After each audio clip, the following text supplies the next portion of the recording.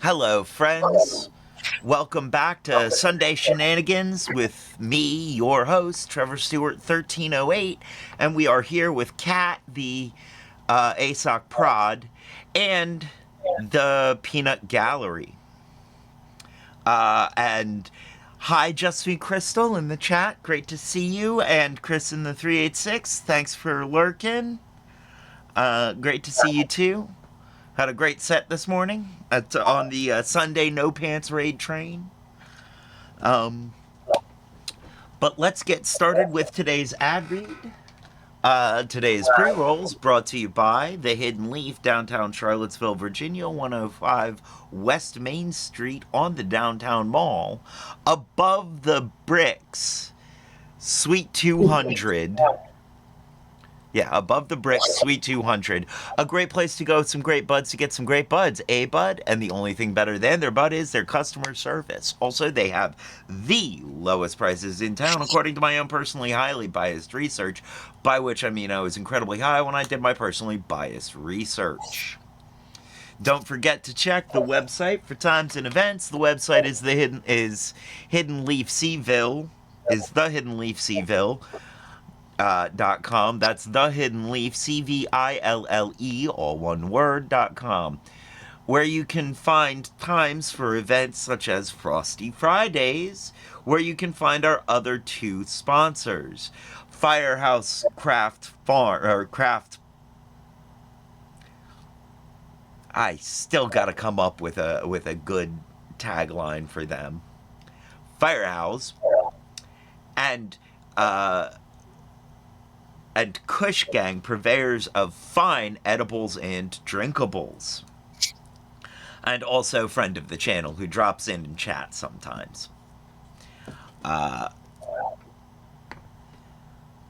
So it's Sunday. It's Sunday Shenanigans. We're here to play along with some NPR's Wait, Wait, Don't Tell Me.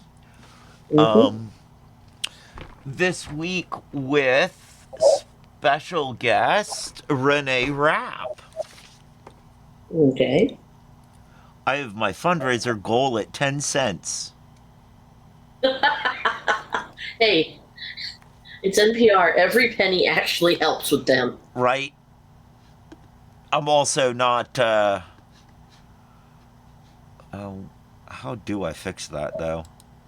Mm. Alright, we gotta click on charity.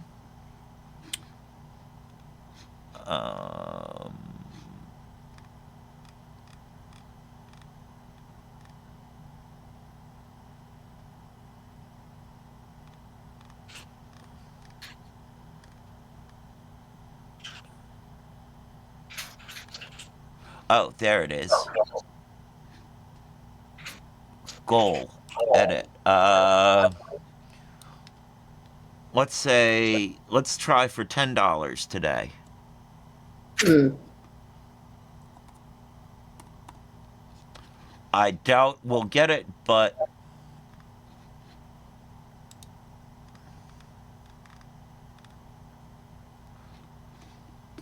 has it changed?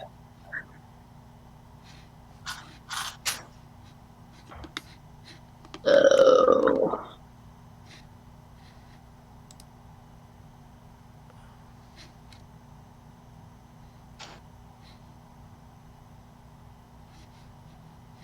Let's see.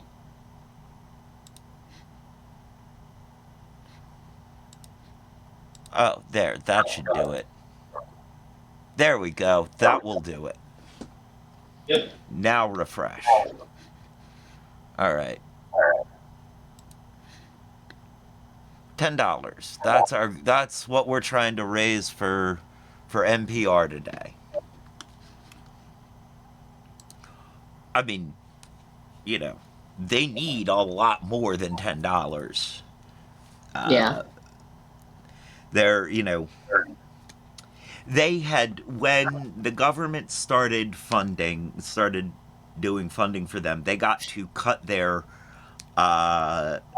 pledge drives down to once a year, pretty much. And they cut it from like a 7-day, 7.5-day fundraiser down to like a 4 or 5 day fundraiser. Mm-hmm. So they're gonna have to start doing biannual fundraisers, and they're gonna have to be the 7 hour or Mm-hmm. 7.5 day fundraisers, and the real.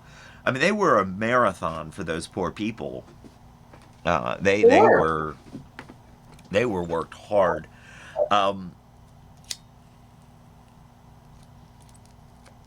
And so the hope is to cut it down to a manageable, help cut it down to a manageable. Well, the goal is to do anything to help NPR, because that's where I get most of my news.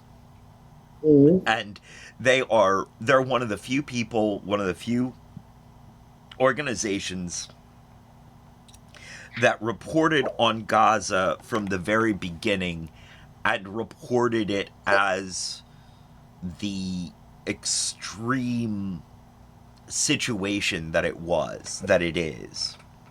Uh, Mm-hmm. they also, although they didn't do as good a job, they did report on the war in Sudan, before many other people covered it at all. Mm-hmm. A lot of people fell behind in the reporting on Sudan. And they are, I mean, they really are a very objective, non political organization dedicated solely to journalistic integrity.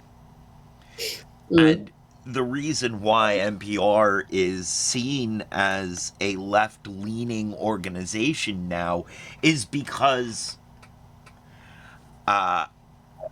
as Leisha Miller is fond of saying, our Overton window has shifted so far to the right that NPR is now a left leaning, considered left leaning. Mm-hmm.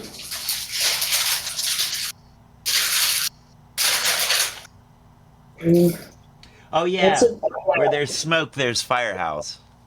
I forgot that one. yes. That's right.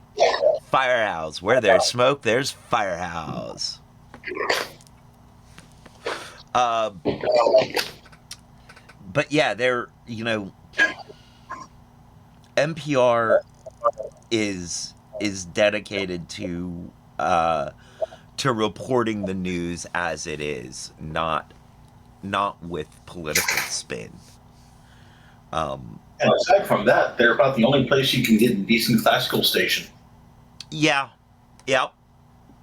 Also, really good jazz stations. And with one of the things I've loved about their classical stations, their music stations in general, is you don't just get music, you get background on the music. You get you get to hear about the context of the music that you're gonna be listening to.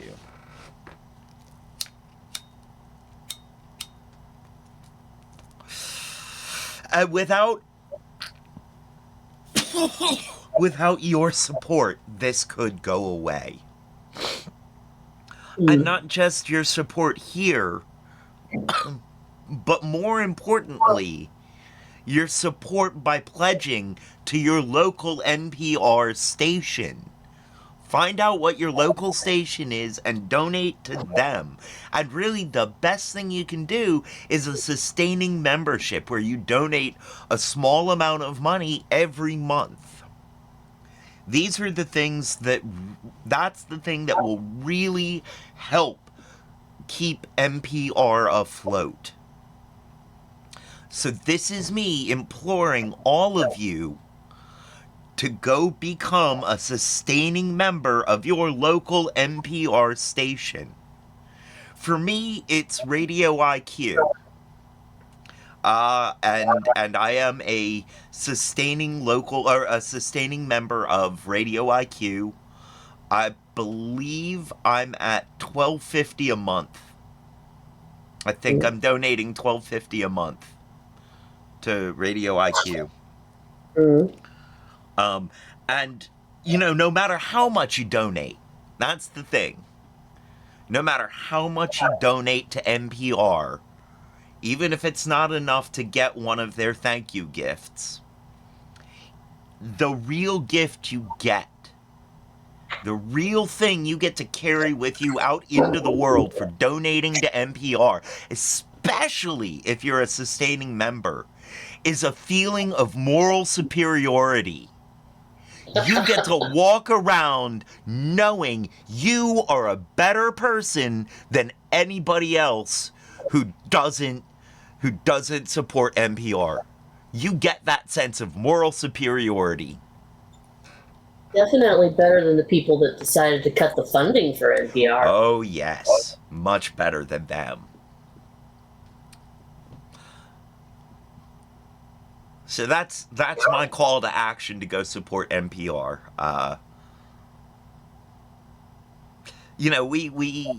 We do feature a lot of their stuff in our shows. We refer to them a lot. Because either there's a topic specifically that we want as neutral a take on as we can get, or we're doing wait, don't tell me which. Right. Which it's is a fun game. It is a fun game, and this is on YouTube. This is one of our best performing shows. This is probably our best performing show on YouTube. That is actually pretty good to hear. Yeah. I mean, it's not saying a lot. Our YouTube performance is pretty abysmal. That is, however, my fault, because I'm not doing things like I'm not generating good thumbnails. I'm not putting tags on the videos. I'm not doing that extra little bit of work over at YouTube that I'd need to do to make it really pop off. So. And you're also not doing the horror of horrors, doing a simultaneous live stream where you're running both a Twitch window and a YouTube window. I'm not. And part of why I'm not is because terms of service on Twitch, once you become an affiliate, they really don't want you multi-streaming. Mm-hmm. Well, yeah, Amazon likes to lock you down. Yeah. Oh, pardon me. Now, I have been considering doing YouTube streams. Mm-hmm. YouTube and YouTube exclusive stuff where it's just me talking about sort of esoteric stuff. Things I think people need to hear about how to behave in society, how to be part of society, things like that. But I haven't gotten around to it because I haven't really figured out the format I want to go with, and I haven't figured out a time slot I want to work on. That works. As it is, the time slot for the Sunday night DJ session is starting to be hard for me to really do. Yeah. For one, going from like 7:30 to midnight. No, that takes more energy than I have without the help of 5-hour energy. Right.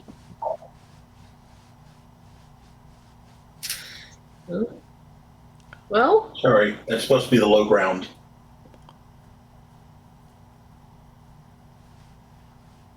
I'm still working on what it means, though. You're saying that you have moral superiority, therefore have the moral high ground. Ah. Cutting the bunny means that they have stolen the moral low ground from the rabid cannibalistic hyenas. It's the rabbit cannibalistic hyenas that I'm not getting. Rabid. Rabid. Typos happen. Aha! Rabid cannibalistic hyenas makes a lot more sense than rabbit cannibalistic hyenas. Yeah. I'm sorry. Sometimes I just don't make sense. Other times I just don't type well. Although I'm going to note that having rabbits that identify as cannibalistic hyenas would also be a moral low ground. Because then, are they eating other rabbits, or are they trying to eat hyenas? I think it depends on if they're calling themselves that or if an outside observer is calling them that. If an outside observer is calling them that, then they are rabbits dressed as hyenas eating rabbits. If they are calling themselves that, they're rabbits dressed as hyenas eating hyenas. Well, since I Pun said thoroughly not intended, but thoroughly appreciated. I did not mean to open this rabbit hole. yeah, too late now. This can of hyenas? Yeah. Since the can of hyena. Since I said self-identify, I would say that it's the second one where the rabbits are dressed as hyenas eating hyenas. Right. Which means they're probably Vorpal rabbits. Ooh, Vorpal rabbits. Yep. Great beast of Arg! The great beast of Arg. No, it's Arg. It's more in the throat. Yeah. More guttural. Yeah. Then shalt thou count not to 1, nor to 2, but to 3. Not to 4, for that be too far, and 5 be right out. But the number of the counting shall be 3, and 3 shall be the number of the counting. 1, 2, 5, 3, sir, 3. I haven't seen that in forever. And yet somehow it's still stuck in my head. Look, neither of us have seen the Robert Goulet 3 p.m. Emerald Nut ad in forever either, but we still have that one stuck too. And I think I've only seen it like once. Like only once. Still bloody hilarious. Mm-hmm. Well, all right. Now that we've been all distracted here, let's go on and Ad read, check. Yep, distractions, check. Funding plea for NPR, check. Check. And here we are on NPR. Check. All right, well, let's get into today's show. Everybody got their notepads? I do. I think that we should get better at forming community. Oops, wait, wrong thing. This message comes from NPR sponsor Can you all hear Subaru, the largest corporate supporter of AdoptAClassroom.org by providing teachers with funding for supplies and resources. All Subaru, right. more than a car company. This podcast and the following message come from... Everyone wants to breathe clean air and drink clean water. That's why... Chicago, this is Wait, Don't Tell Me, the NPR Sorry, News folks. Quiz. I'm the voice so big it won't fit in the overhead compartment. Okay. Bill Curtis. And here is your host at the Studebaker Theater at the Fine Arts Building in Chicago, Illinois, Peter Sagal. Thank you, Bill. Thank you, everybody. Great to be back home. And, you know, it's early fall in Chicago. It's really the best time here. We got bright skies, cool breezes off the lake. We got both football and baseball. And we just want to give a big warm welcome to all the visiting National Guardsmen from Texas and Oklahoma. Hey, everybody, welcome. No. We love them. Just everybody have a great time, enjoy yourselves, and make sure you order ketchup on your hot dogs. We love when you do that. Oh, Later on, we're going to be talking to actor and pop star Renee Rapp. But first, we want to hear your singing. So give us a call. The number is 1-888-WAIT-WAIT. That's 1-888-924-8924. Let's welcome our first listener contestant. Hi, you are on Wait, Wait, Don't Tell Me. Hi, I'm Abby. I'm calling from Chicago. Hey! Hi, Abby. And what do you do here in the greatest city in the world? I am a flight attendant. Oh, wow! Wow. Yeah. Yeah. What is the number one annoyance for flight attendants such as yourself? Oh, God. What'd you say? She's a flight attendant, so she visits. yeah. Yep, that is exactly what she does. I think it has to be the shoes and socks off. But like flights under like 2 hours, like we don't need to be that comfortable. Right. I think, but Well, thank you for your service, Abby. Let me introduce you to our panel this week. First up, say hello to the writer of the Style Memo newsletter for the Washington Post. It's Shane O'Neill. Hello, Hi, Shane. Abby. How are you? Next, we welcome back the founder of the Freeville Literary Society and Free Cinema. Her Asking Amy newsletter is on Substack. It's Amy Dickinson. Hi, Amy.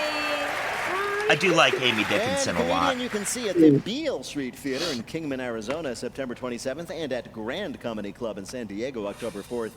It's Alonzo Bowden. Hey, Alonzo. So, Abby, you're going to play Who's Bill this time. Bill Curtis, of course, is going to read you 3 quotations from this week's news. If you can correctly identify or explain 2 of them, you will win our prize. Any voice from our show you might choose for your voicemail. Are you ready to go? I think so, yeah. All right, here we go. Your first quote is from Vladimir Putin, caught on a hot mic at a big summit this week talking about wellness. Human organs can be continuously transplanted. People could even become immortal. That was just one of the creepy things overheard as Putin talked with what other world leader at their big summit in Beijing this week? It's either Xi Jinping I might need a or hint. Well, it was in Beijing. Kim He was Jong-un. talking to another world Xi leader. Jinping. The president of China. Yeah, Xi Jinping, president of China. They got together. They got together without us. A lot of people got worried when the U.S.'s 2 biggest global enemies met in an unprecedented show of unity. Would they gang up on us? So it is reassuring that apparently all they talked about was harvesting our organs so that they could stay in power forever. When you talk about not reading a room, you have leaders that nobody wants around tomorrow talking about how to live forever.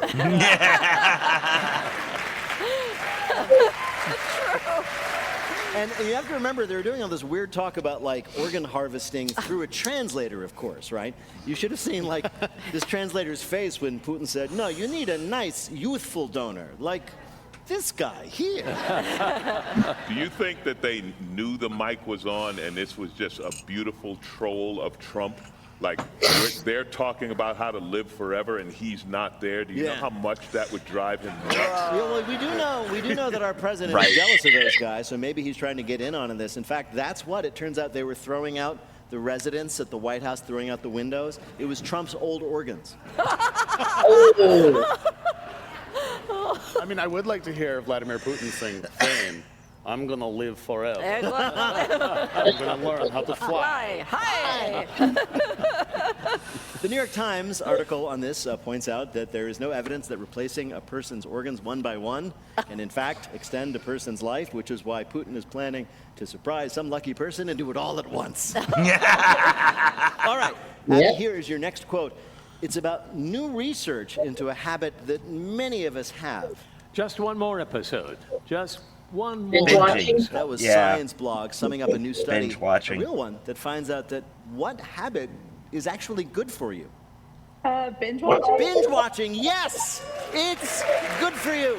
Sitting on the couch and binge watching TV for hours at a time is good for your health. This is great news. Bed sores are the new abs.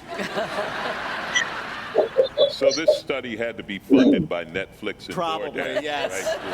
right? And DoorDash, yes. It's an interesting collaboration in silence. No, the idea, all right, follow along here, is that binge watching entire series of TV rather than just like little TikToks or intermittent episodes. Oh, it's for your helps you attention span. imagine complicated alternate narratives to get involved in that can help you escape or give context to the pains of your daily life, right? So, for example, is your boss just incredibly annoying? Why not take just a long mental stroll down the happy corridors of Severance? Or, you know, if you're tired of dressing like a human being, you can watch Emily in Paris and get all sorts of... Exactly. Yeah. But now that we know that binge watching is good for you, it's ruined. It's like one more thing we have to be guilty about not doing. Oh, Right? Man, I need to get in my 10,000 minutes of screen time. Right? I'm way Sorry, I wasn't behind paying on my attention. I just heard shows. binging was good for you, and I was texting my dealers. I understand. Do Americans need another reason to lay on the couch all day? Like, aren't we good enough at that without another saying, yeah, this is really good, for you, like, yeah. can't you just say I'm an American and just lay down? Right. Right? Exactly. Just own it. You don't need it. Just lay down. You don't need an excuse. But I've noticed, I mean, my brain is so rotted from TikTok that, like, when I watch a full 30 minutes of Cops, I'm like, yeah, good for me. Yeah. I have achieved something. Yeah. All right, Abby, your last quote is actually a 1970 review of a classic Bob Dylan album titled Self-Portrait. What is this crap? That was one of the reviews cited by a writer in the New Yorker this week who's arguing that critics these days need to be what? Less Meaner. nice. Yes, meaner. Critics need to get mean again. According to the New Yorker's music critic, Khalef Asana, that no-talent hack. He's absolutely right. The main problem with the world right now is that everybody is just too nice. But you know, I agree. Like lots of criticism, so-called, you know, critics, they really just tell you the story. Right. You know, it's been ages since I've read. Well, Like probably since my last book came out. Exactly. That I read a real A yeah. real slam. It's true. I don't know about other critics. I can say in sports, this has happened. Like Stephen A. Smith has brought in this thing Yeah. of the sportscaster, sports announcer, whatever, being so critical. And the problem is, you didn't play. Right. How can you tell somebody whether they're good at it or not? You haven't been there. I mean, as a counter to that, I occasionally will critique things or write reviews of things. I would say, shut up. Yeah. All right, well, you shut up. No, you shut up. You shut up. This is the good old days. There we go. Yep. This is the Algonquin Round Table, Exactly, right pretty here. much. That's just what it was like. Yeah. Part of the problem these days, of course, is the online community of fans and how mean they can be, right? For example, this is true. The music magazine Paste wrote a scathing review of Taylor Swift's recent album, The Tortured Poets Department, but they refused to admit who wrote it because they were afraid of retaliation against that From person. Swifties. By You- Swifties. I That's believe You true. do not mess. Swifties are scary. You don't mess Right. with Swifties. Absolutely not. They are Right. vicious, and if they ever found out who wrote the line, and this is real from that review, quote, Sylvia Plath did not stick her head in an oven for this. We have the first ever person in the witness protection program for music criticism. Wow. Bill, how did Abby do in our quiz? Oh, Our that flight is. attendant hit 30,000 feet and she hasn't come That down is yet. getting reviewed. Is that good? That sounds is good. That's scathing. a winner. Yeah. That Three in a hurt row. me. Well done, Abby. Thank you so much. Bye-bye. Right now, panel, time for you to answer some questions about this week's news. Amy, saying they will use drones, dogs, and even lasers, the city council in California thinks they finally have a plan to manage what? It has to be about Homeless toddlers. people? It isn't. Dang. Dogs. It is an animal. They came from the north, Raccoons? from Canada. Geese? Beavers? Geese, The yeah. Geese. For years, Foster City, Shit. California has been trying to get the Canada geese out of its Oops. parks. Canada geese, as I'm sure you all know, poop every 20 minutes. They also have horrible attitudes. They're the bird that makes you think, God does make mistakes. So now the city has come up with a solution after many years. They've got a big elaborate plan. It uses drones, dogs, and lasers. They're hoping to make the parks inhospitable to geese. They're calling the plan non-lethal, but when asked about that, they said, no, you mean for the geese? Oh, no, we're killing them. It's just non-lethal for everyone else. All over your city. Well, we want and not the Canadian Air neighboring Force. cities. You might want to look at your city. That's true. You're like, what are we doing that the geese have found us such a nice Bacon, target? dear. I just love that the plan was hatched. The heck They just were like, happened? We want the protection of the Canadian Air We're Force. going to ask the weird kid from 6th grade for a plan. Yeah. Lasers and dogs and drones and robot dogs. We're going to shoot them all with the lasers. The dogs have lasers and the drones have dogs. Yeah, that's what we're going to do. I'm actually doing that. Coming up, do the right thing in our Bluff the Listener game. Call 1-888-WAIT-WAIT to play. We'll be back in a minute with more of Wait, Wait, Don't Tell Me from NPR. This message comes $45 has helped him today. And affordable. Glasses, all plans include. Wait, don't tell me the NPR News quiz. All right. I just lost everything briefly for a moment there. Was it? Did everybody, was it visible on Twitch? I saw your screen, the NPR screen go blank. You were still sitting there for a minute. Okay, but it was only the NPR screen that went blank. That's what I saw. Okay. It's so bizarre. I have no idea what happened. Yes, folks, we just got to witness Trevor lose shit live.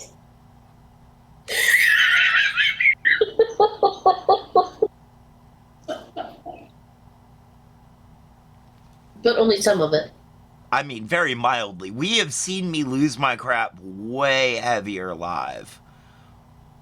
Like when we couldn't stream at all. Right.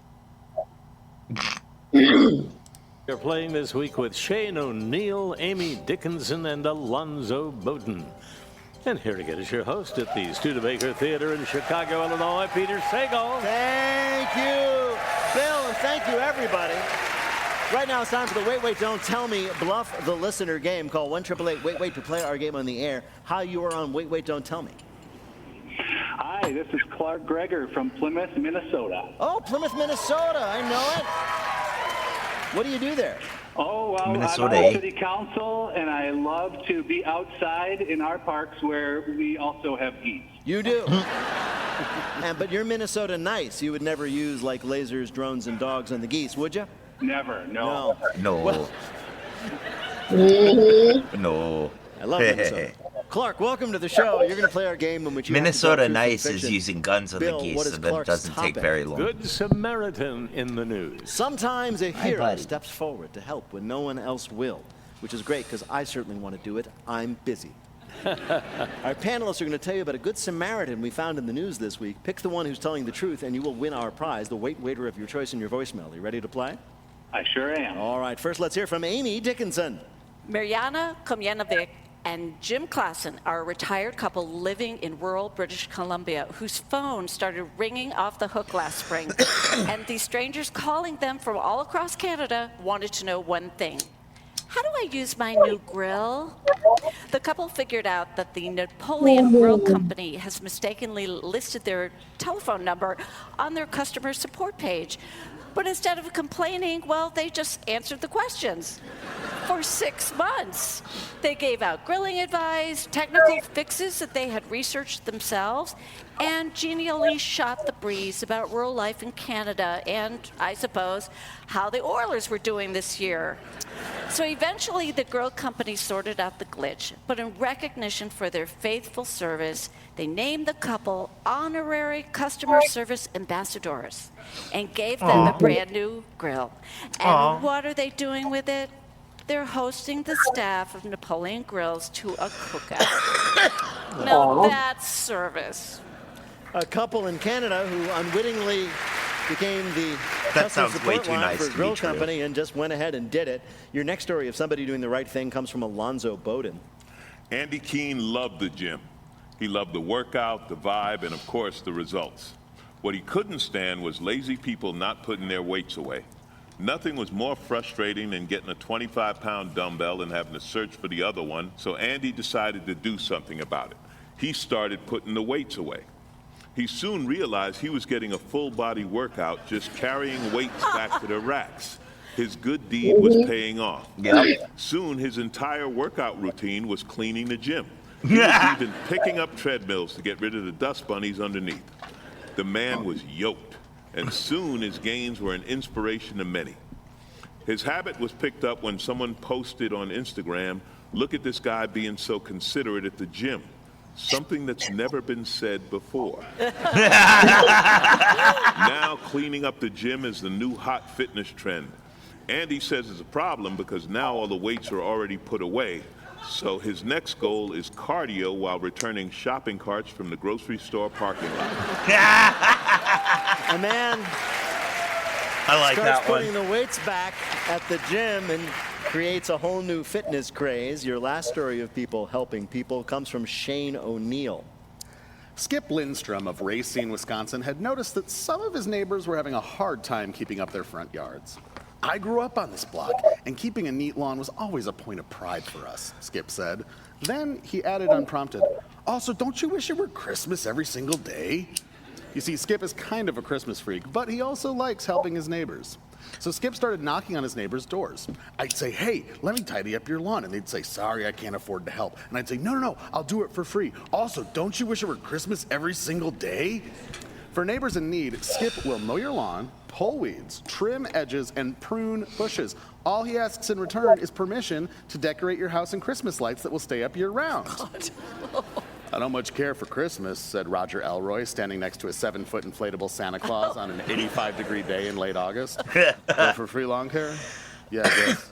One by one, everyone on the block got on board. Now, Skip is finally mounting his most ambitious design yet. Giant letters tacked onto the facade of every house on that block that spell out "Christmas every day."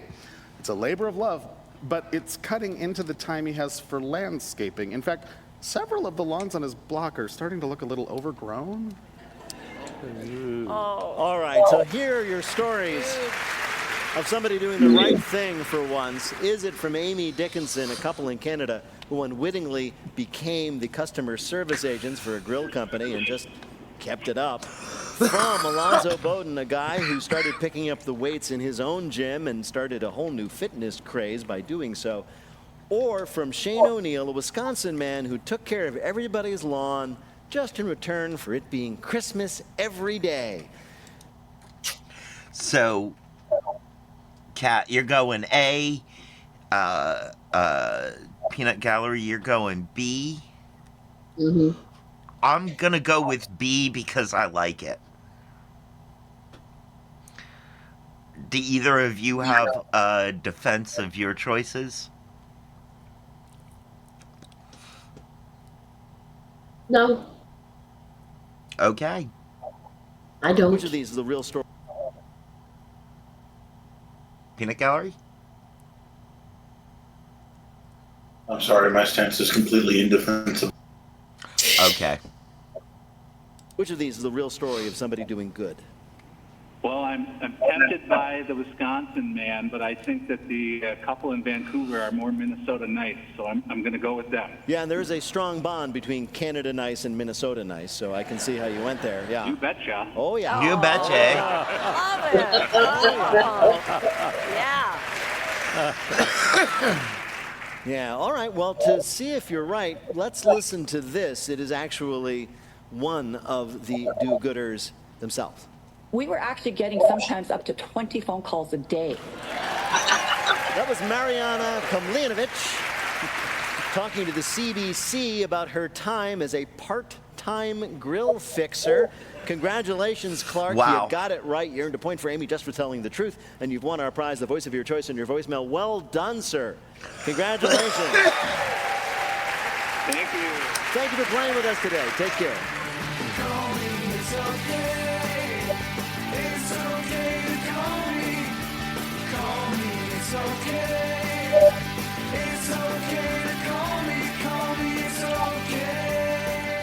And now the game we call Not My Job.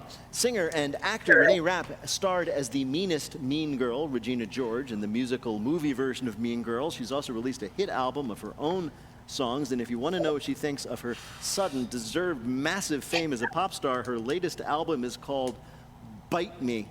Renee Rapp, welcome to Wait, Wait, Don't Tell Me. Thank you. I'm so excited to talk to you. I loved you in the Mean Girls movie. I loved your first album. But mainly, I am so excited to know that an absolute, genuine, AA grade pop star was a theater kid. Yeah, it's my roots. It's my roots. Like, how young were you when you first got into theater? I wasn't really into theater immediatally. I was just always a huge fan of pop stars and a huge fan of singers and musicians. And then I was just so, I think, annoying to be around for my family that they were like, well, you would do well in the theater. Really? And they were right. Yes. So, and also, yeah, you'll have rehearsal late into the evening, so we won't see you. Exactly. Yes. So I can't be around for too long, which was nice. But I missed a lot because I was in theater. I missed the death of my first pet. I missed the death of my hamster. My mom had to brave that on her own because I was in a thrilling production of Annie. Did the sun come up the next day, Renee? Just The sun absolutely came out tomorrow, and I took myself back to that damn tin bucket and did a Hard Knock Life 10 times better in lieu of my hamster's death. Wow. Yeah. I love that even at 10, you were able to take that tragedy of the loss of your hamster and transform it into art. Absolutely. I was like, how can I make this about myself? Your first album, Snow Angels, came out a few years ago, massive hit. Your new album out this summer is called Bite Me, and it has a song, these are just the titles that you wrote the lyrics to, Mad, Leave Me Alone, Why Is She Still Here, I Can't Have You Around Me Anymore, and I Think I Like You Better When You're Gone. Wow. So, Renee, we just met, but is everything okay? No. At the time, no, not at all. I was just at such a point in my life where everyone felt so, how do you say it, like, politely? Everyone was just so annoying to be around, and I was so fed up with myself. I was fed up with my work life. I was like, I don't have fun anymore, and I wanted to write an album that was like, I want everyone to get and stay the hell away from me. And I kind of did exactly that. Like, it is thematically the title. Bite Me.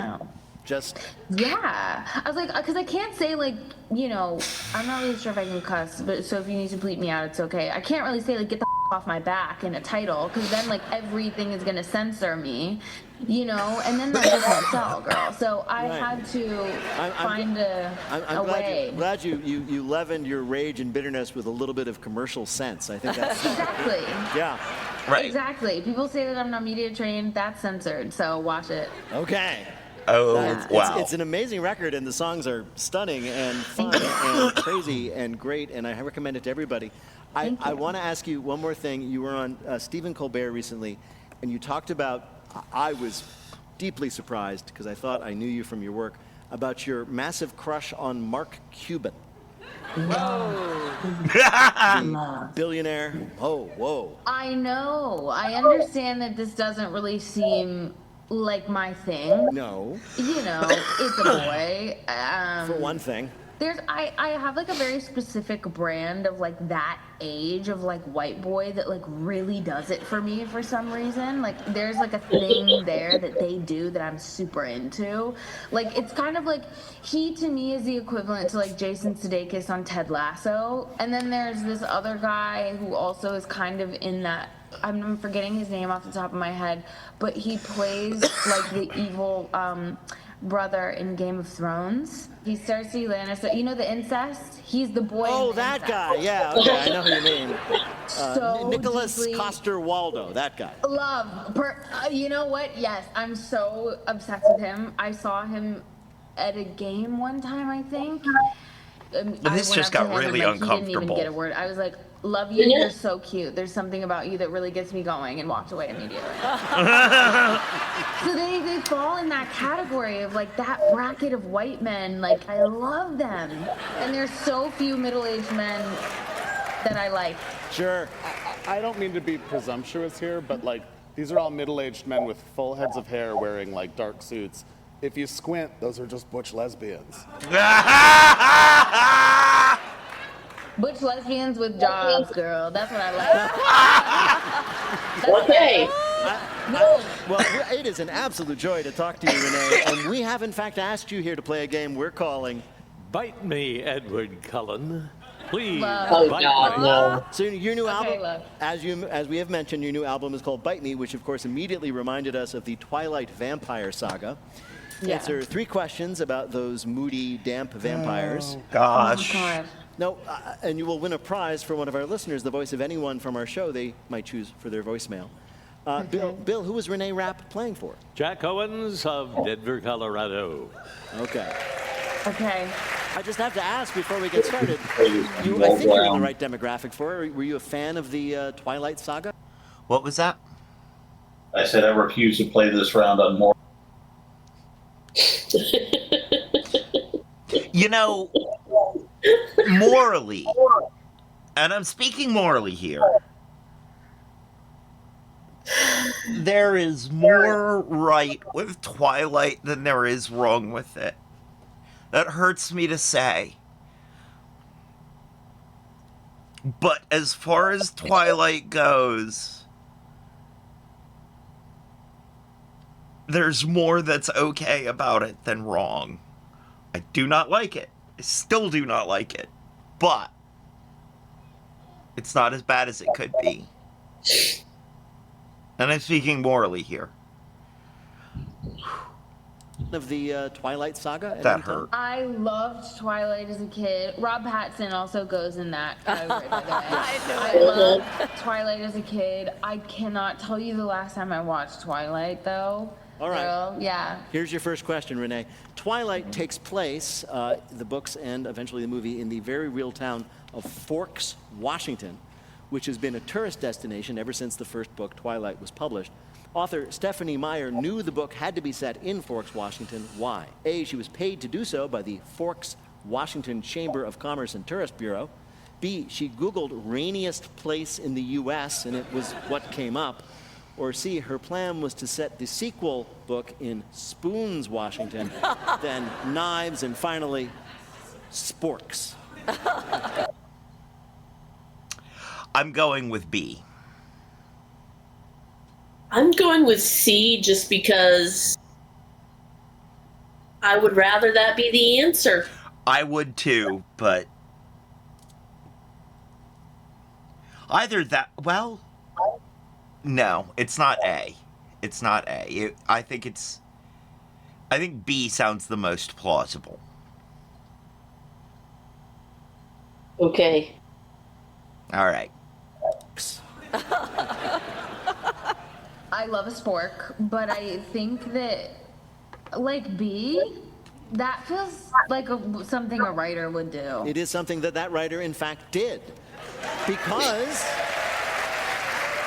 I'm up, yes. she's writing about vampires. Vampires don't like sunlight, so why wouldn't they live in the rainiest, cloudiest place they could find? Here... The problem with that one is... Well, I don't know if it's... I think the second rainiest place is Ithaca, New York. And I know the place that gets the least amount of light, of actual sunlight, per year is Ithaca, New York.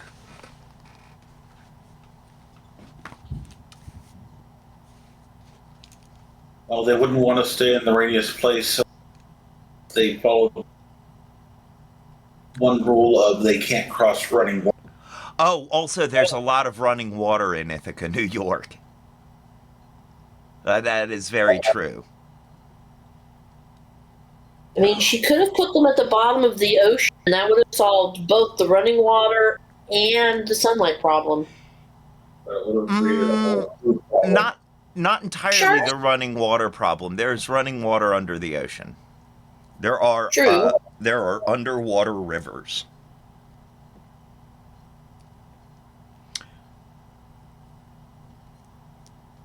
So, but it would solve most of that problem. I just realized how much of a like D&D nerd conversation that was. Oh, the horror. Yes. The horror. Well, we are talking about vampires, so that does technically make it a horror. Are we fighting vampires? No. We're fighting about vampires. Yes. They're asking questions about oh no, we're into D&D. So how we met was through a gaming group. Well, through a gaming group get-together several years ago. And I was invited to join the Rifts game that Peanut Gallery was running. No, none of us were that rich. Yeah, no. 40K was not. No. I wished we could have played 40K. I wished I had a hat to money, but no. You have like 940K to play that game. Right. Some of the people who play in that extended gaming group also play what is it? BattleTech. There is some BattleTech that goes on. So there's, but right now we're in a D&D game that Peanut Gallery is running. And also, turns out that Peanut Gallery started playing.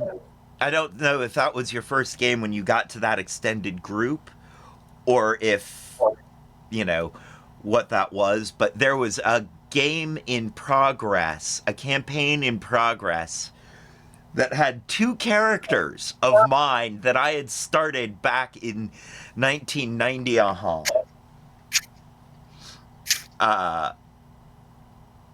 And that campaign had kept going and existing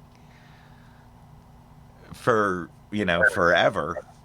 Those characters still existed when you joined the campaign. And then what happened to them? There was a problem with the teleporter. This is a D&D game, so I'd like to point out this is not a Star Trek-style teleporter. The teleporter is the wizard casting teleport spell. Your dice are mean to you one time, and for the rest of your short life, you're known as the guy who teleported everybody into a mountain. Oh, this is also in 2nd edition D&D, or AD&D, where it was a lot less friendly. Right. We're 0 hit points.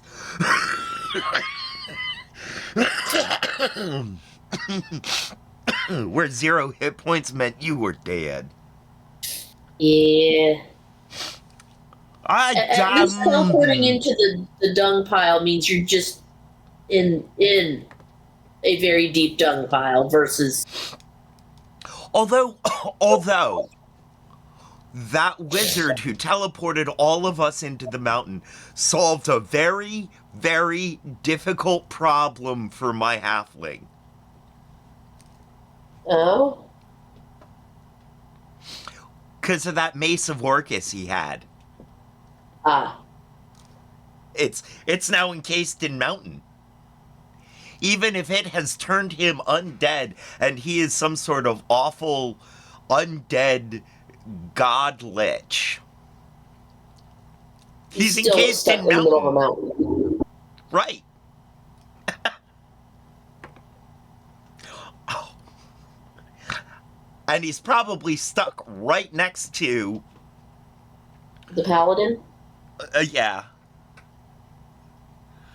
Silver linings in mountains. Yes, exactly. I guess, did Siegfried ever become a paladin, or was he still just a cleric of Thor? Oh, he was a cleric. He was a cleric of Thor. The two characters that I played were pretty solidly supposed to be diametrically opposed. Well, not actually being evil. Well, yeah. Don't laugh at me. The halfling's name was Regis. Anybody from the 90s, any D&D fans from the 90s know immediately why and are laughing at me. It was his name. It's a joke. Halfling thief named Regis who uses a mace. That was the character from the R.A. Salvatore books. Oh, I never read the books. Oh. The only D&D books I read were the Dragonlance, the Fall, Winter, and Spring series.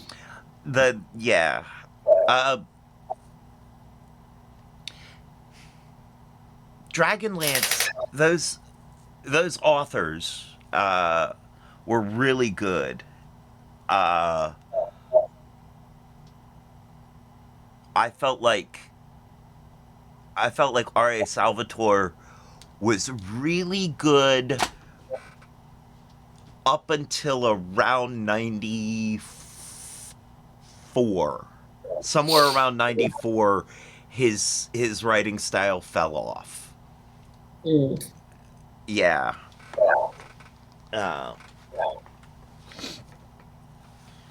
And I noticed it. At some point I noticed it, and it was like, oh. Huh.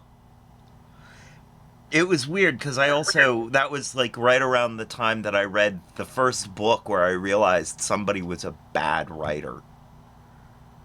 It was a bad book.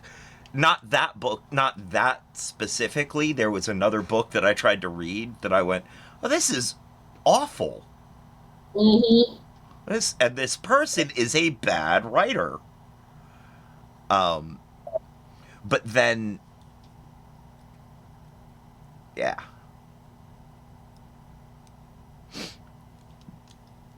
I won't say I developed critical skills, but I developed a critical skill.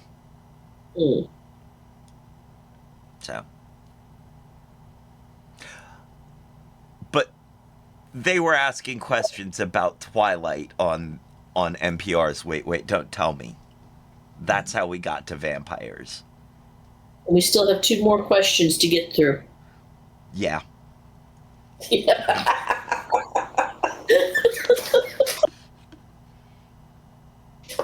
Next question.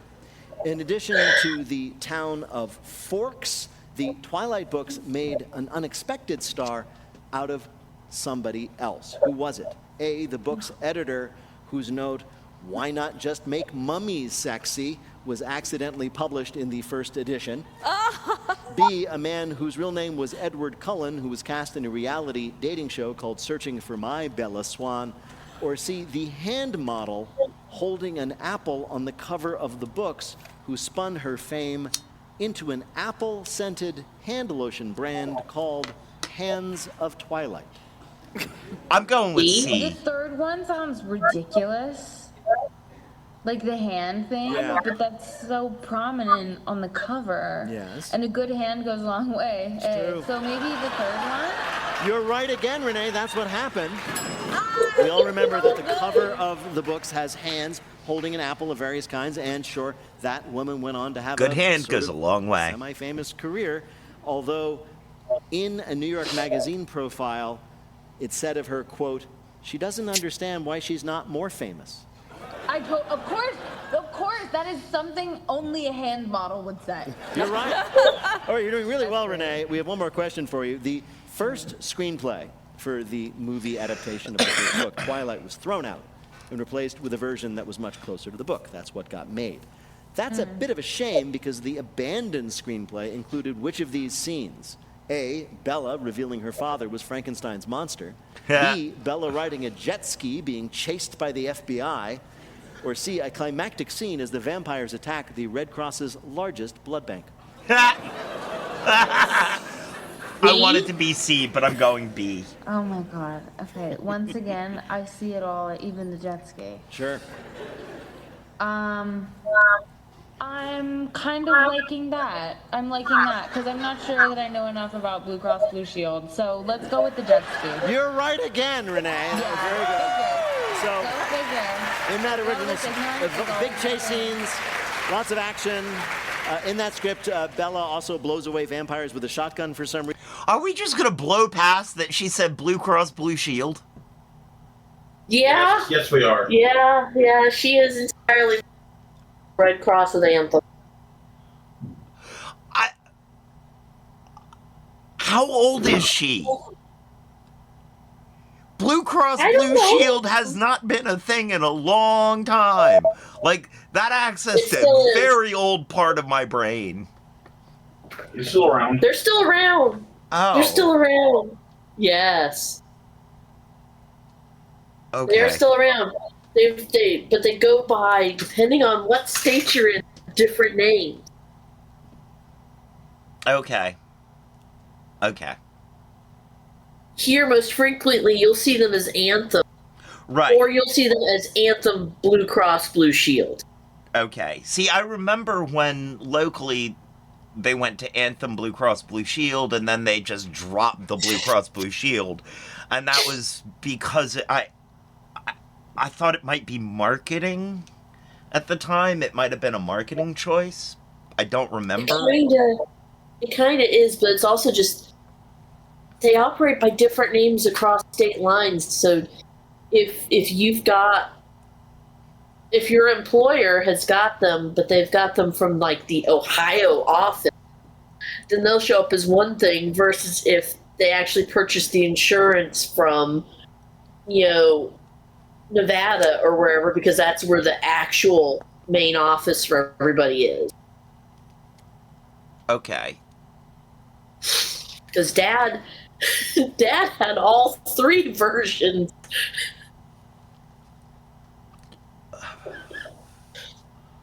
Talk about overlapping coverage. Oh my, yes.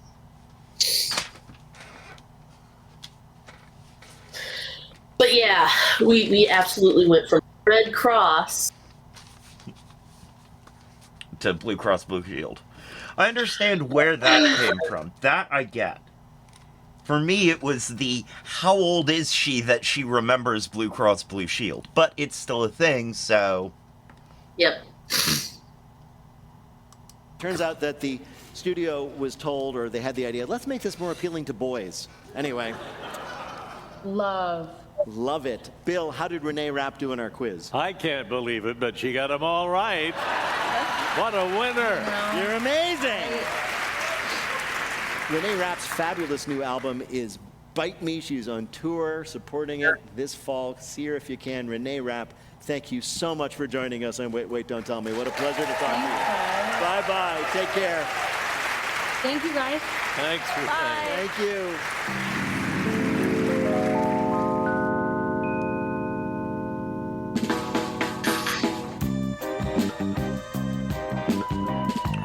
In just a minute, your goldfish has a secret. Find out what it is in our Listener Limerick Challenge. Call 1-888-WAIT-WAIT to join us on the air. We'll be back in a minute with more of Wait, Don't Tell Me from NPR. Interested? You're tired of spending hundreds first 3 months only. Timeline. Get pre-qualified now at Carvana.com. Egg sandwiches right now? That sounds good.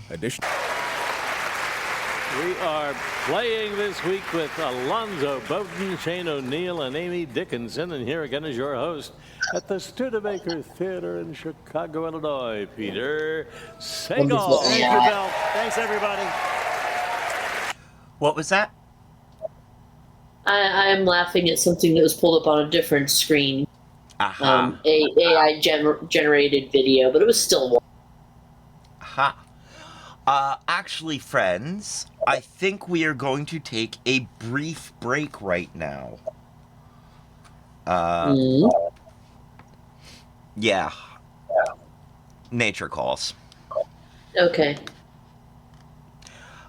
We will be back in a few moments. Stick around for the rest of Wait, Wait, Don't Tell Me. And remember, support your local NPR station.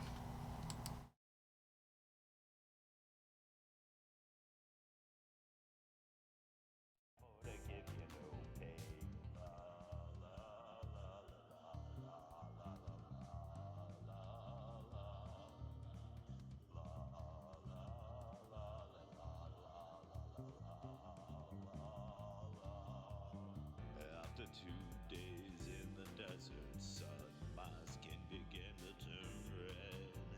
After 3 days in the desert fun, I was looking at a riverbed. And the only story that it told was a river that flowed. Made me sad to think it was dead.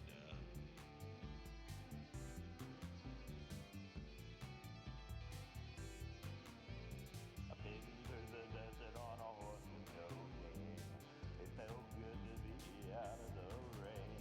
In the desert you can't remember your name, 'cause there ain't nobody for to give you no pain.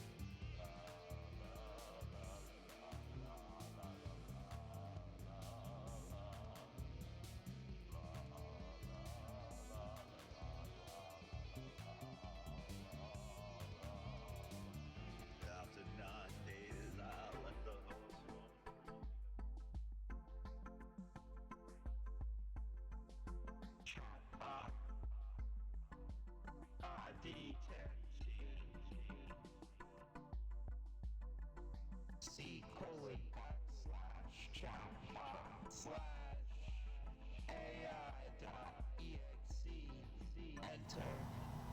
And we're back. Thank you for sticking with me, friends.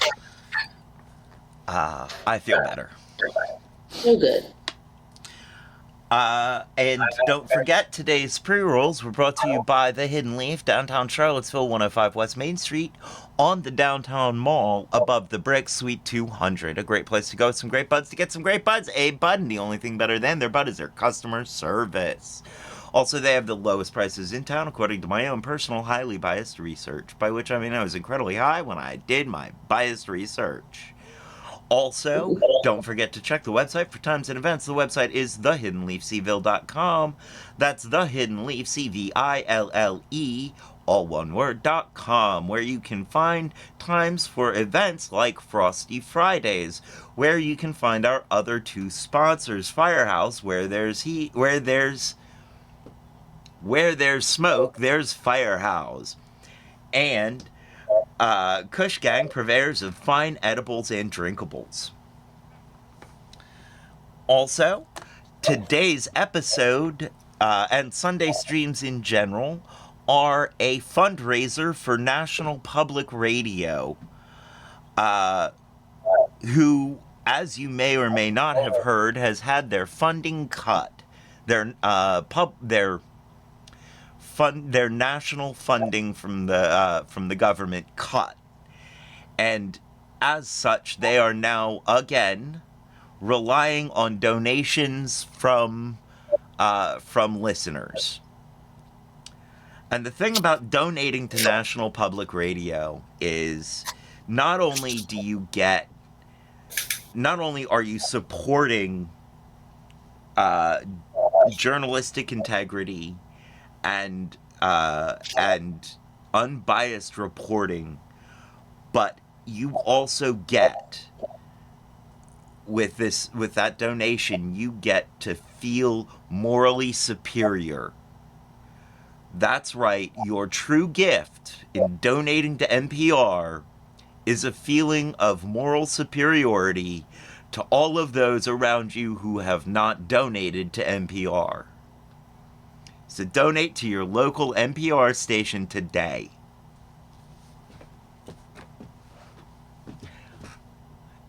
All right. Ad read, call to action. I think we're good to get back to it.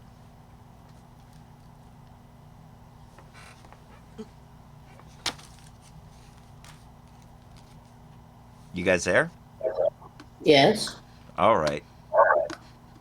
I was just waiting for some sort of confirmation that you guys were there. No, we ran away. No. No. All right.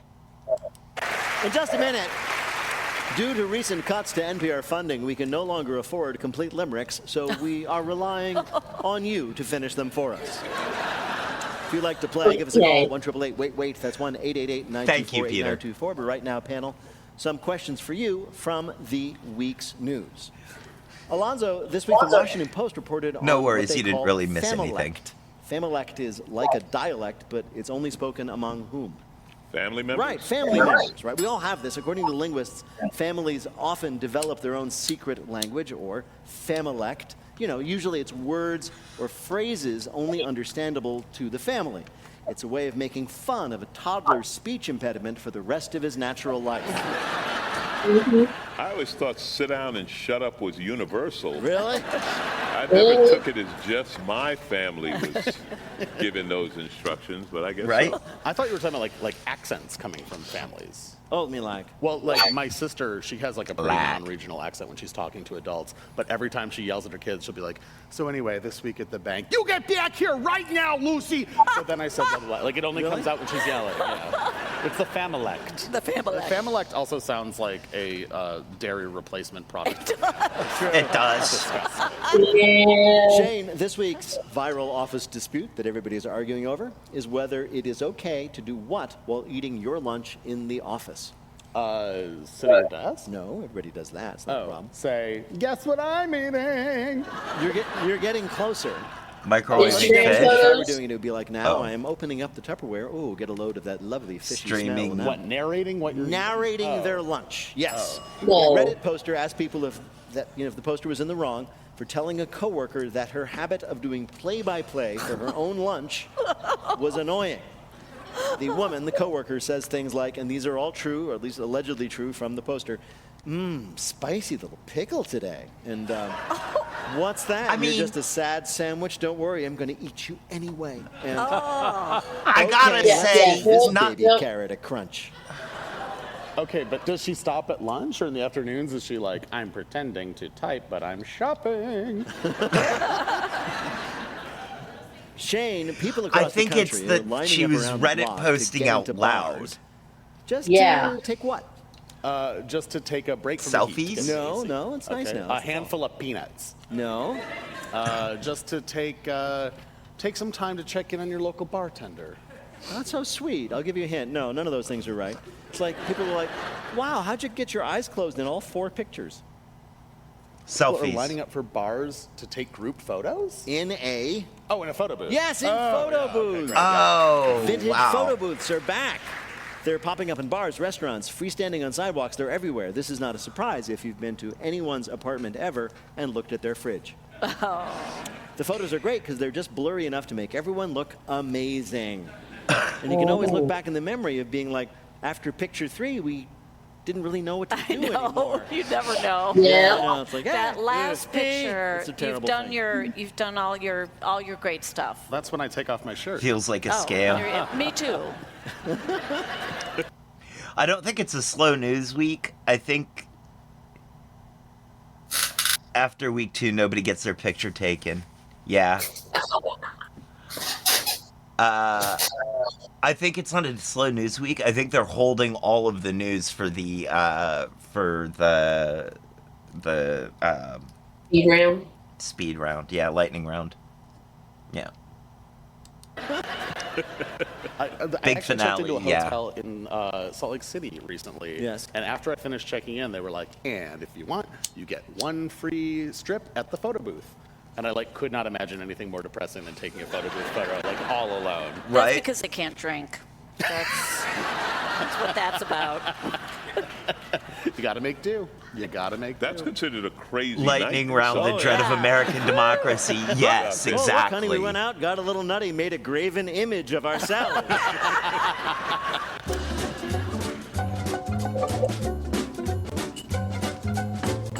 Coming up, it's lightning fill in the blank, but first it's the game where you have to listen for the rhyme. If you'd like to play on air, call or leave a message at 1-888-WAIT-WAIT. That's 1-888-924-8924. You can see us most weeks right here at the Studebaker Theater in Chicago, or you can catch us. Yes, it is a wonderful place. Thank you for coming.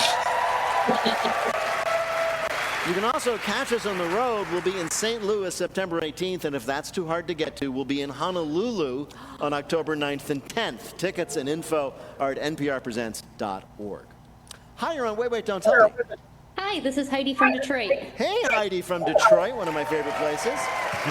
What do you do there? I'm a pediatrics resident with Authority Health at Children's Hospital in Michigan. Oh, wow. Oh, man. Yeah, yeah, I'm going to make fun of that, aren't I? Yeah, okay. What do you do for fun? I play violin. I hang out with my kids.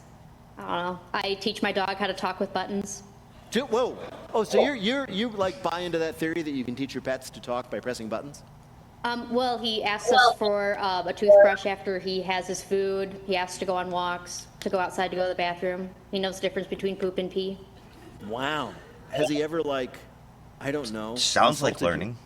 Yes. Really, how?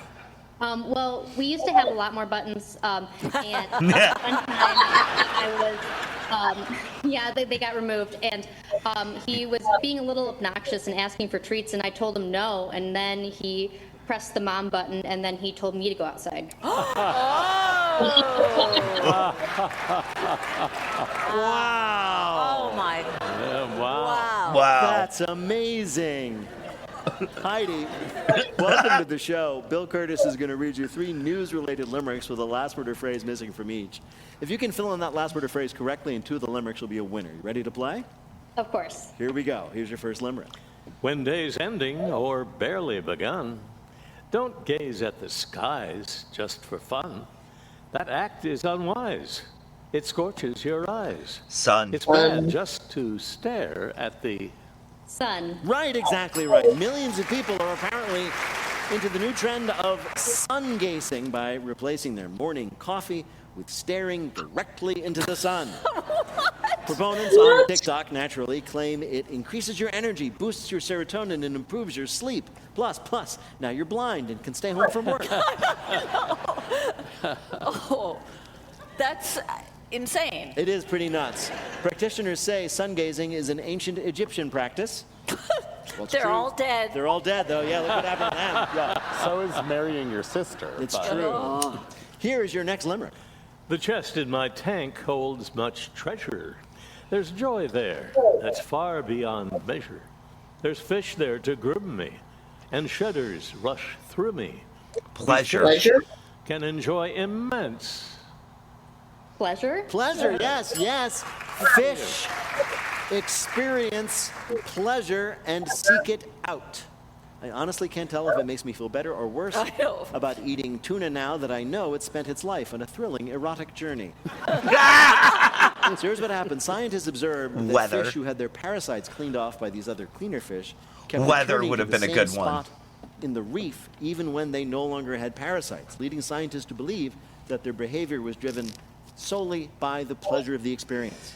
They're into it. Well, we found Nemo, but you're not going to like when we tell you where. Oh. All right, here's your last limerick. wax drips look like marks from a vandal, and the flames can be awkward to handle. But flickering light makes our food look just right. So some restaurants brought back the candle. Yes, the candle. Candles. Real candles with real flames. Sandal? We're coming back to restaurants. Great news for romantics, horrible news for anyone in long billowing sleeves. Manhandle. Restaurant owners are getting rid of those like fake electric little lights, right? Tea lights, embracing the real flame. They say nothing else can set an ambiance quite like a real candle. Sure, it gets wax all over the table, but now you can immediately know if your date is a heavy breather. And as an older person who went Panhandle. on some first dates, I heartily endorse candlelight. Let me just say that.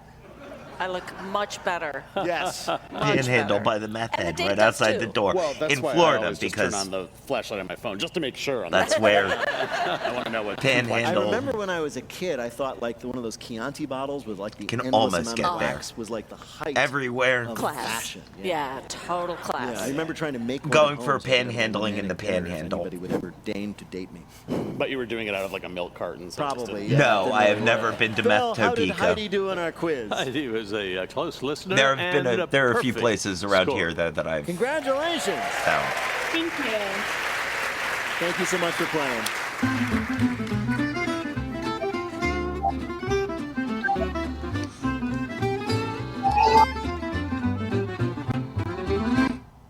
This message comes from NPR sponsor 1Password. Protect It's a your bad digital sign life if a restaurant with starts to 1Password. dim the If lights. you're tired of family members constantly texting you for the passwords to Yeah. streaming services, Yeah, it is. one quick sign-ins. Price tag. Each mattress, promo code NPR. Ooh. Okay. Game, lightning fill in the blank. Each of our players Difficulties over level 60. here. Huh? What was that? Technical difficulties over here. Oh, you guys are having technical difficulties? Yep, just quick thing.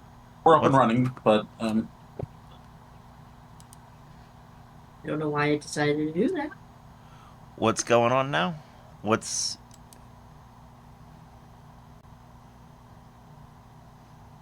My computer decided to just shut off for a moment. You lost your screen. I lost all of them. Oh. Okay. If they start dimming the light, it means the cleanliness is going to crap. Yeah. Yeah, I know that. I've seen that one. come on. Then you have the crawling floor candy. Oh man, no. No. The first job I had out of high school was in probably the worst kitchen. The grungiest, second grungiest kitchen in Charlottesville.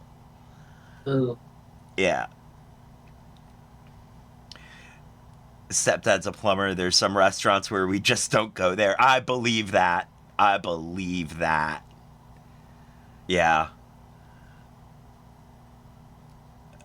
There were a few where the food was worth it, but that was a high threshold. I believe that too. The bar I worked at was Miller's. Miller's, downtown Charlottesville. Back in the day, it was awful. It was beloved. It was a dive bar. It was a little blues and jazz dive bar that did some rock occasionally. You know, it was the local hole-in-the-wall watering hole. That kitchen was terrifying.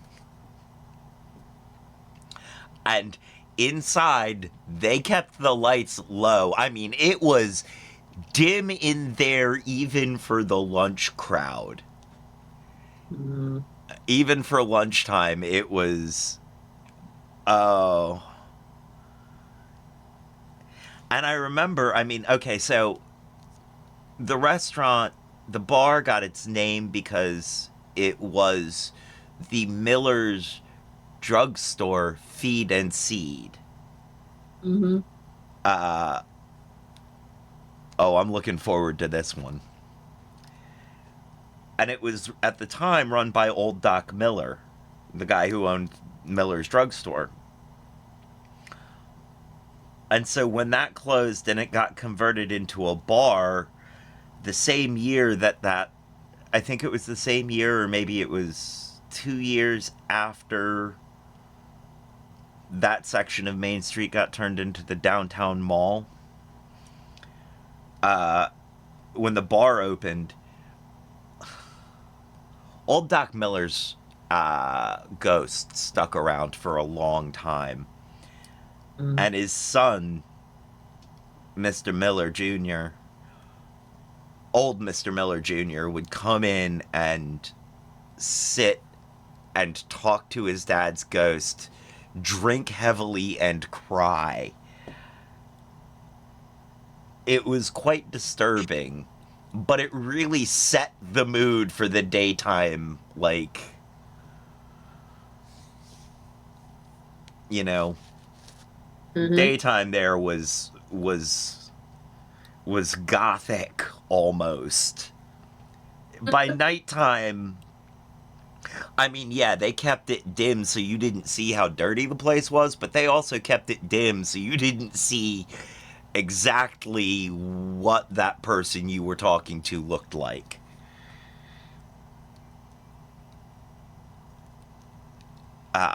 So his worst experience was a local Chinese restaurant, the best in time. It hit the threshold, but barely. The kitchen was so bad they had wood pallets on the floor for the workers to walk on instead of the actual floor. The best in town. Okay, it was the best in town at the time. Oh, that's... Wow. Yeah, a day drinking bar is already going to be depressing, and Miller's during the day was like that. I mean, it was a day drinking. You had to be a special kind there was a special kind to day drink at Miller's. I mean, that was at the inside. They have a patio that is the complete opposite. The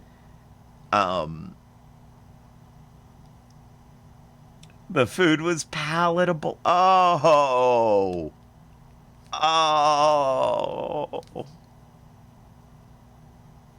Nice.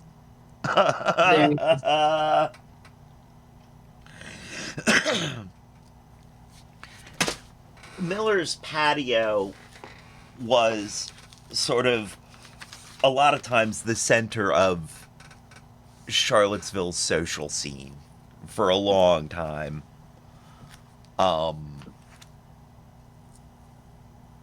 And Miller's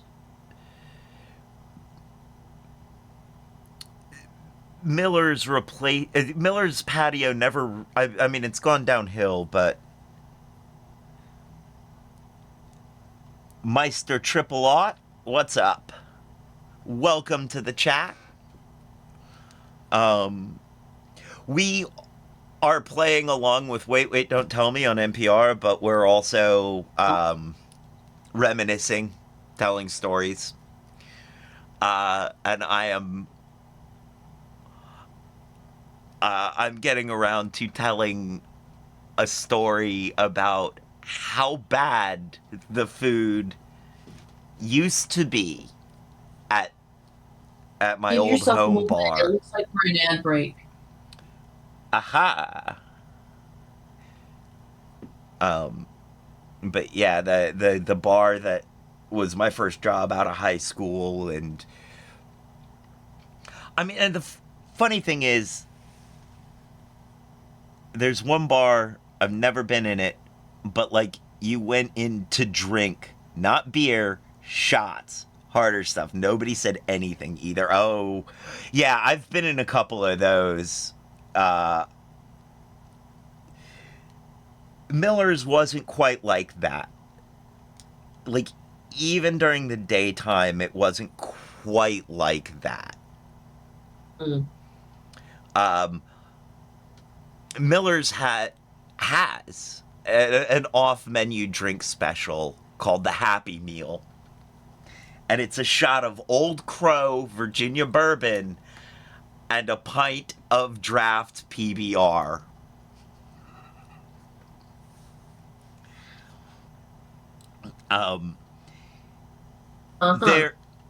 There is a lot of hard drinking that goes on at Miller's, but there's also a lot of beer drinking that's always gone on there. They always had some of the cheapest pints, some of the cheapest draft pints. And so that would make it so that you know, if you were in the service industry in Charlottesville, that's where you'd end up going because it's the only place you could afford to drink. It was the service industry bar. Like, it was... I don't know that it still is, though. In a lot of ways, it still is. They've cleaned up a lot. They got a new owner. Gosh, I don't remember what year Scotty bought the place. I was still working there at the time. And the new owner cleaned it up immensely. The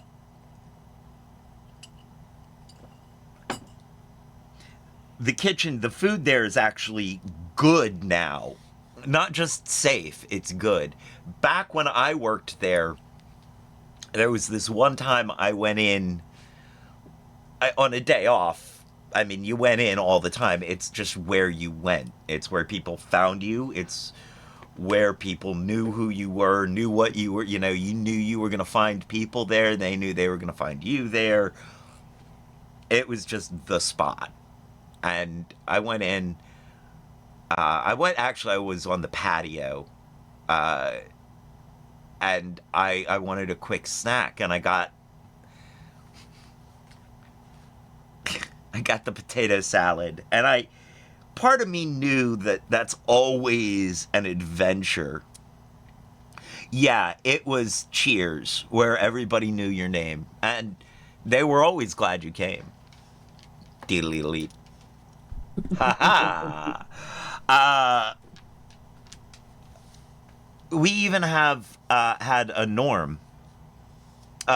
He wasn't quite the same kind of Norm, but there was a guy named Norm. He had a general, I think it was Thursday drinking club. Ron.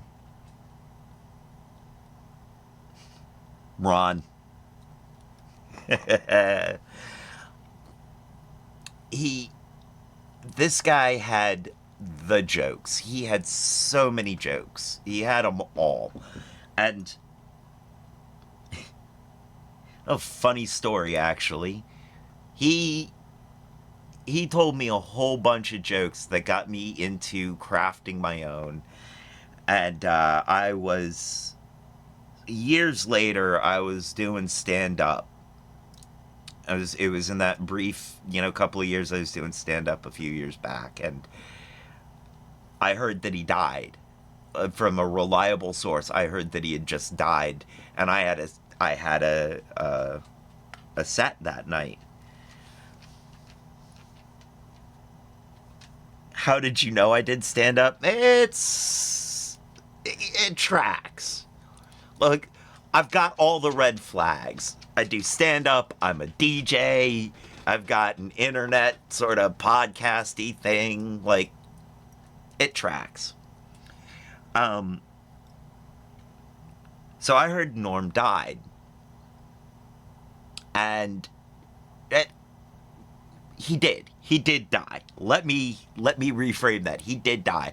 I went on stage, I did all of the jokes of his I could remember, and it was this. I mean, it was I probably did about 8 minutes solid of one-liners. Just 8 minutes of one-liners. And I had to do it quick to keep from, crying. So about 6 or 8 months later, I run into him on the street, on the downtown mall. Probably I was coming out of Miller's. And obviously I was terrified. I had heard he died. dude, not cool. You're a ghost. Am I that drunk? Turns out he died for like 20 minutes, 10 minutes, something like that. He was dead for a period of time. You know, and they brought him back. And then he went to go work at the DMV. At which point I realized that they didn't bring him back. He went to hell and we're all just stuck in his hell.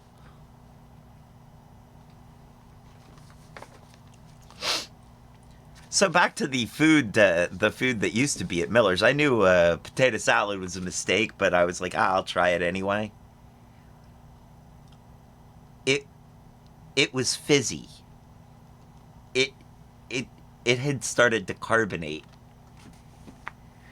My day off stopped being my day off. I went back into the kitchen, pulled the guy out of the salad area, and did his job. Clocked in and did his job. It was like, well, thought I had a day off, but this is not okay.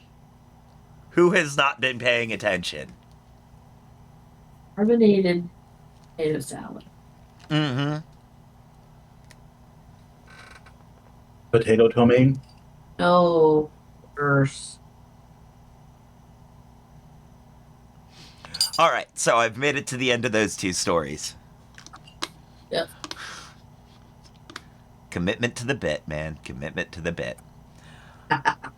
On with the show. On with the show. Of 60 seconds in which to answer as many fill-in-the-blank questions as they can. Each correct answer now worth 2 points. Bill, can you give us the scores? I think I can. Shane and Amy each have 3. Alonzo has 2. Okay. That means that, Alonzo, you are in second place, so you are going to go first. Here we go. The clock will start when I begin your first question. Fill in the blank. Following upheavals at the CDC, blank was called to testify before a Senate panel. Ken Jr. On Thursday, Washington, D.C. sued the White House over its deployment of blank troops in the district. National Guard. Right. For the first time in 4 years, there are fewer blanks than there are job seekers. Job lookers. Yeah, job openings. On Thursday, President Trump asked the Supreme Court to overturn a ruling calling most of his global blanks illegal. Tariffs. Right. This week, clothing company Shein said they would launch an investigation to discover why their website featured blank modeling a shirt. Trump? No, accused murderer Luigi Mangione. He didn't really. It was AI. On Wednesday, Newsmax sued blanks, claiming it holds a monopoly on right-wing TV. Fox. Right, Fox News. This week, visitors to gambling capital blank dropped for the 6th straight month. Las Vegas? Las Vegas. Following a car crash in Los Angeles, the ambulance transporting the victim also crashed, and then the crash investigator arriving at the scene to assist the crashed ambulance blanked. Crashed. Wait, the car crashed. Car crashed, the ambulance crashed, car crash then the investigator showed up and crashed. Exactly. After an ambulance crashed attempting to transport victims of another crash, the LA Fire Department rushed to the scene and promptly crashed. No, that was Fast and Furious 12. Exactly. No, sorry. You gave it away, Pete. Yeah. I was funny. I was like, that guy looks just like Vin Diesel. I should have known.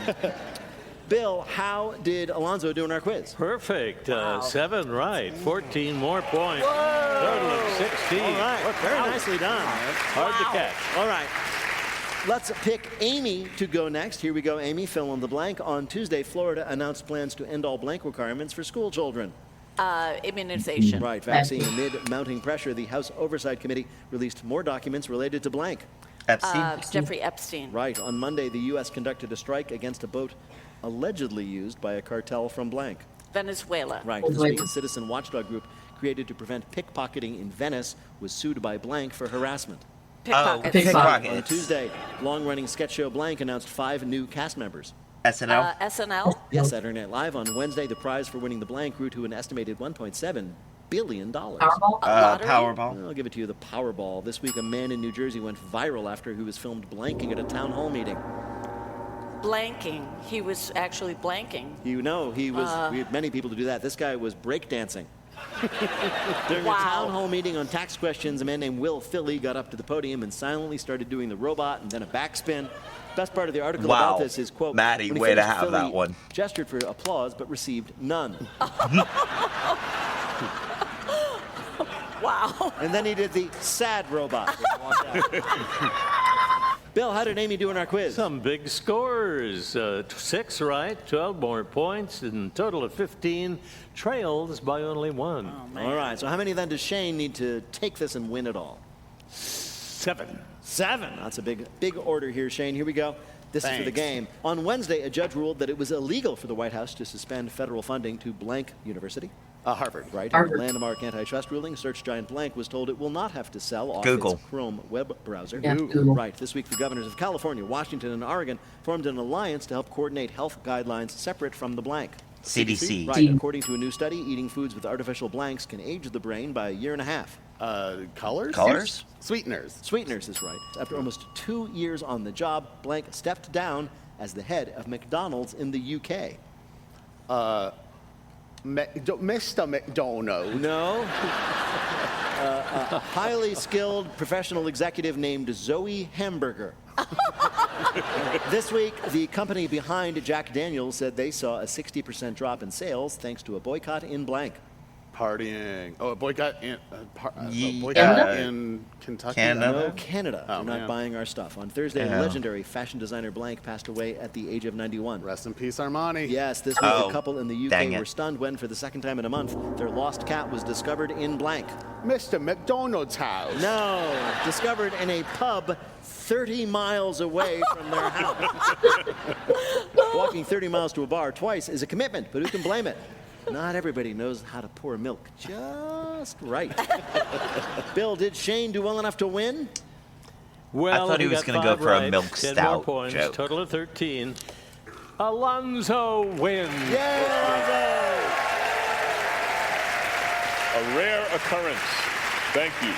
In just a minute, we're going to ask our panelists to predict. now that we've heard Everyone from Xi meows and your Putin, name. what will I be love the that. next hot Good grab. mic moment in the news. But first, let me tell you all, Wait, Wait, Don't Tell Me is a production of NPR and WBEZ Chicago in association with Urgent Haircut Productions. Doug Berman, Benevolent Overlord. Philip Gotica writes our limericks. Our public address announcer is Paul Friedman. Our tour manager is Shane 65. O'Donnell. Thanks to the staff and crew at the Studebaker Theater. BJ Liederman composed our theme. Our program is produced by Jennifer Mills, Miles Dornbos, and Lillian King. Special thanks this week to Blythe Robertson and Monica Hickey. Peter Gwynn is our ball boy. Our visual host is Emma Choi. Technical direction is from Lorna White. Our CFO is Colin Miller. Our production manager is Robert Newhouse. Our senior producer is Ian Chillock. And the executive producer of Wait, Wait, Don't Tell Me is Mr. Hot Mike Danforth. Now, panel, what'll get caught in a hot mic next? Alonzo Bowden. J.D. Vance will be overheard saying, "Look at those ankles. This job is mine." Amy Dickinson. Robert F. Kennedy Jr. Will be caught on a hot mic at the Dunkin' Donuts drive-thru, ordering a box of munchkins with a light dusting of cocaine. And Shane O'Neill. In private, Bernie Sanders talks like a valley girl. And if any of that happens, panel, we're going to ask you about it on Wait, Wait, Don't Tell Me. Thank you so much, Bill Curtis. Thanks also to Alonzo Bowden, Amy Dickinson, and Shane O'Neill. Thanks to our fabulous audience here at the Studebaker Theater here in downtown Chicago, Illinois. And thanks to all of you for listening wherever you might be. I'm Peter Sagal. We'll see you next week. Da da da da da da da da. Bring, bring. This is NPR.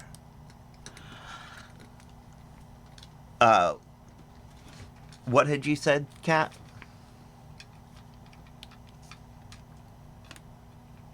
I was thinking about the possibility of Valley Girl Bernie Sanders. You were having that moment too. Yeah. Yeah. With the mittens. He needs the folding chair and the scarf and the mittens. Mittens and the Buffy Sanders. Yes. Except for then that sounds like some sort of bizarre Vampire Slayer. And here we are back on vampires again. Yeah.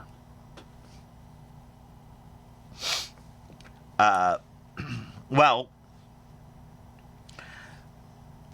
because the fascist Buffy Sanders, the fascist slayer, I like it. Okay. I can live with that. Yeah. Because Peanut Gallery sat out the Twilight round. Obviously, that score is not going to really register. So, however, Kat is by far and away today's winner with 46 points to my mere 31.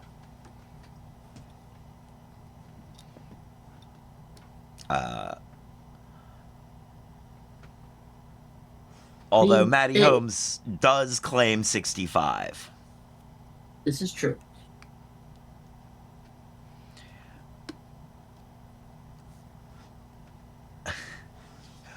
Well, I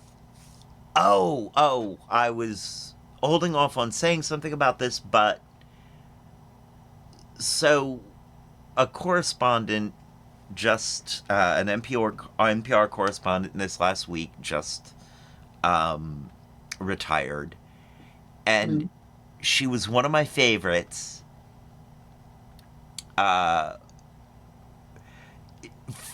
Because of very old memories I have of her, but her name's Susan Stanberg.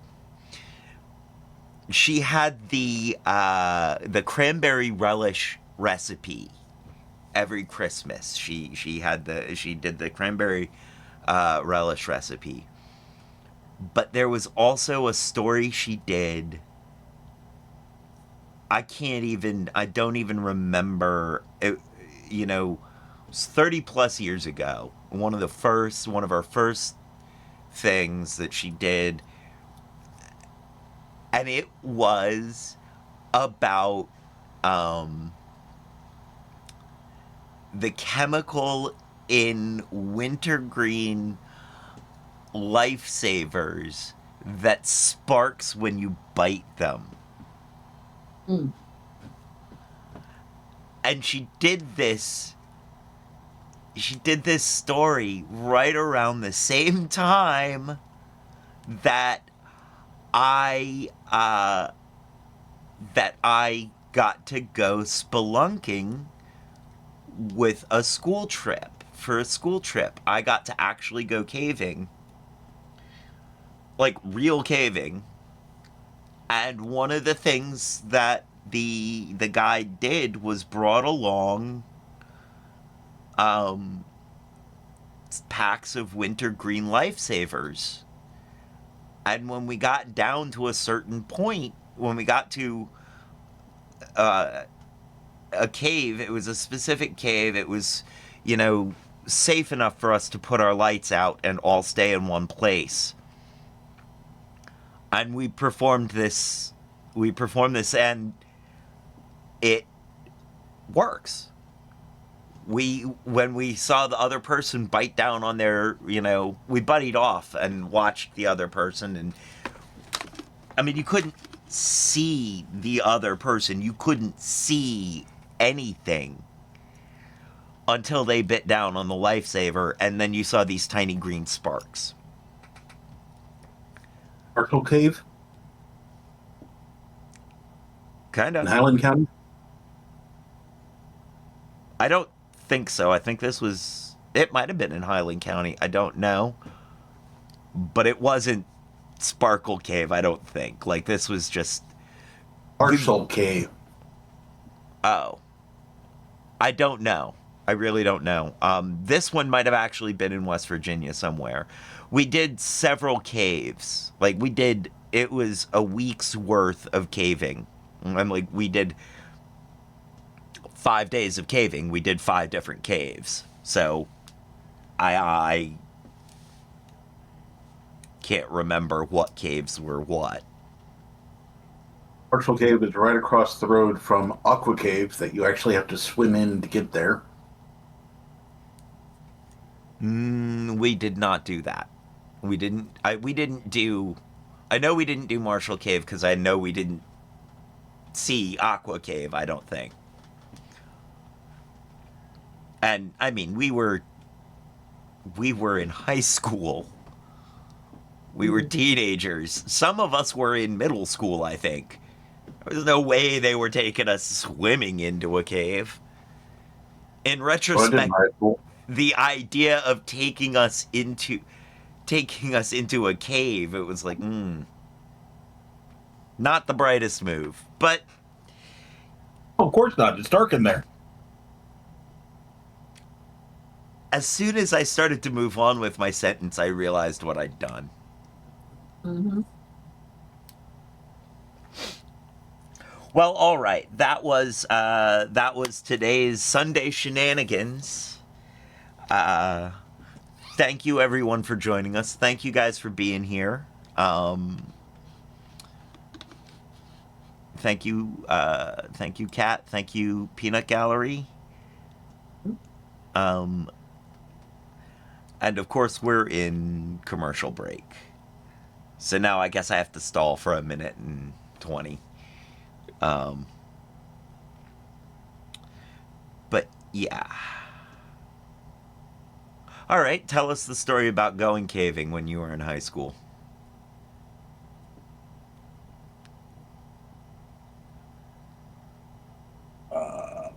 We went caving. It was thoroughly enjoyable.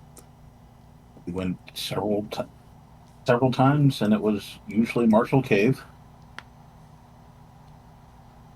I remember one time when I went after high school with a friend, and there's a, lack of a better term, a chimney that you can climb down into the greater portion of the cave. Mm. On the way out, I took a wrong turn in that chimney and ended up in a spot about the size of a shopping cart. It was not funny at the time. No, I imagine not. No, I just got a picture of you, like, in the spot going, oh, crap. Just a picture of you stuffed into a shopping cart, basically. Well, there was a little bit less of me to stuff into a shopping cart at the time. Not much, but definitely less.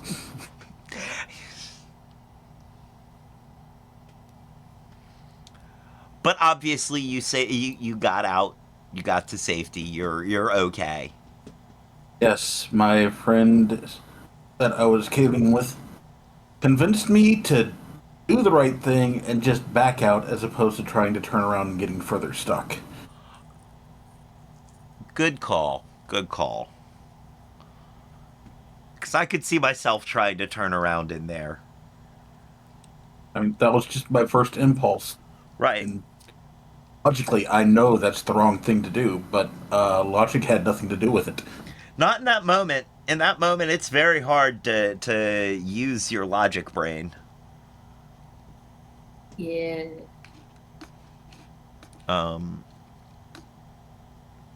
I will say that I'm pretty good at not panicking, but I lack a lot of the knowledge of what to do in a bad situation. While I may not be panicking, I might just make a dumb decision anyway.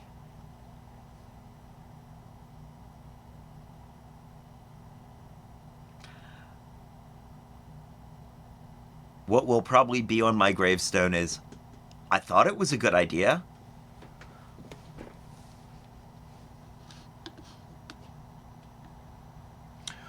Well, all right, we are back from commercials. So, now, thank you everyone for being here. Thank you, Kat. Thank you, Peanut Gallery. Thank you, Maddie Holmes. Thank you, Just Me Crystal. Huh? Thank you, Chris in the 386. Thank you, Meister Triple Aught.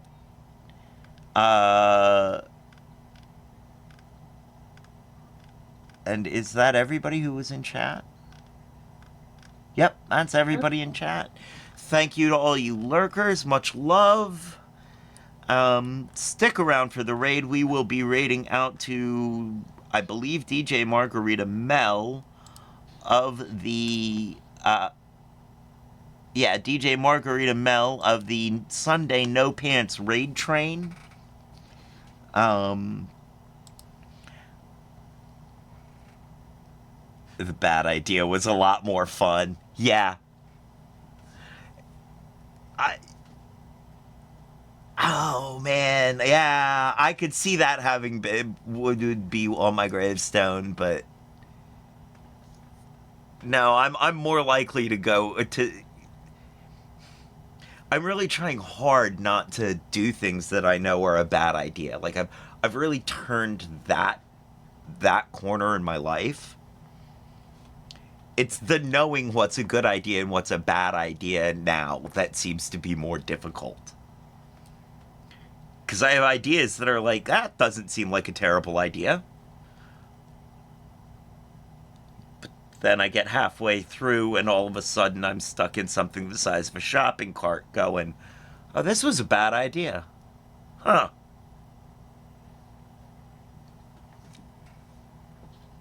So, yeah, we are raiding out to DJ Margarita Mel of the Sunday No Pants Raid Train.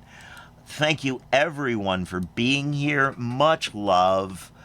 Don't forget to support your local NPR station. And now is the time on the show when I say, as they say around here, 2 up, 2 down, VA. Double deuces. We're out, y'all.